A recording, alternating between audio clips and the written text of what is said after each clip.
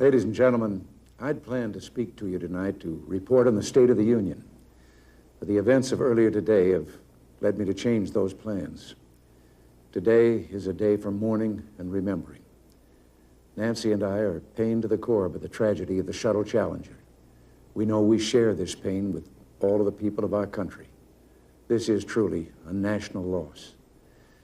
19 years ago, almost to the day, we lost 3 astronauts in a terrible accident on the ground. But we've never lost an astronaut in flight.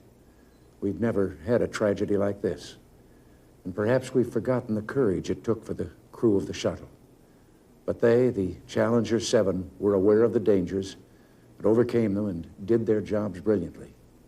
We mourn 7 heroes: Michael Smith, Dick Scobie, Judith Resnick, Ronald McNair, Ellison Onizuka, Gregory Jarvis, and Krista Mikaloff. We mourn their loss as a nation together. To the families of the 7, we cannot bear, as you do, the full impact of this tragedy. But we feel the loss, and we're thinking about you so very much. Your loved ones were daring and brave, and they had that special grace, that special spirit that says, give me a challenge, and I'll meet it with joy. They had a hunger to explore the universe and discover its truths. They wished to serve, and they did. They served all of us. We've grown used to wonders in this century. It's hard to dazzle us. But for 25 years, the United States space program has been doing just that. We've grown used to the idea of space, and perhaps we forget that we've only just begun. We're still pioneers. They, the members of the Challenger crew, were pioneers.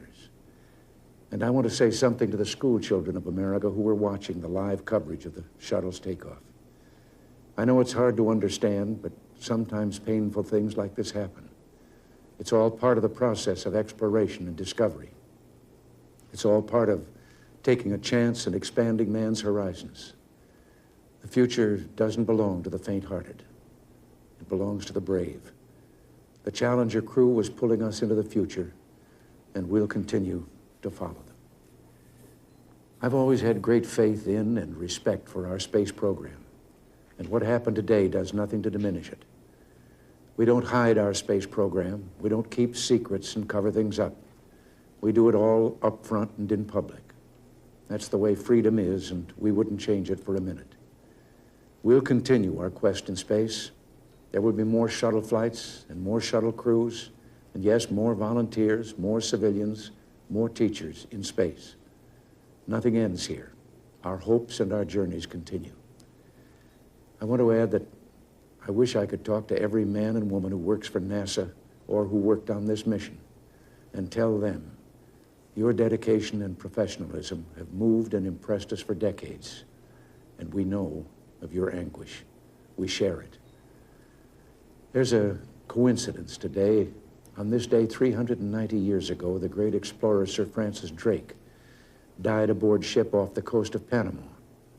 In his lifetime, the great frontiers were the oceans, and a historian later said he lived by the sea, died on it, and was buried in it.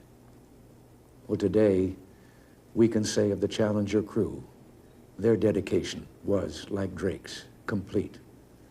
The crew of the Space Shuttle Challenger honored us for the manner in which they lived their lives. We will never forget them, nor the last time we saw them this morning, as they prepared for their journey and waved goodbye and slipped the surly bonds of earth to touch the face of God. Thank you.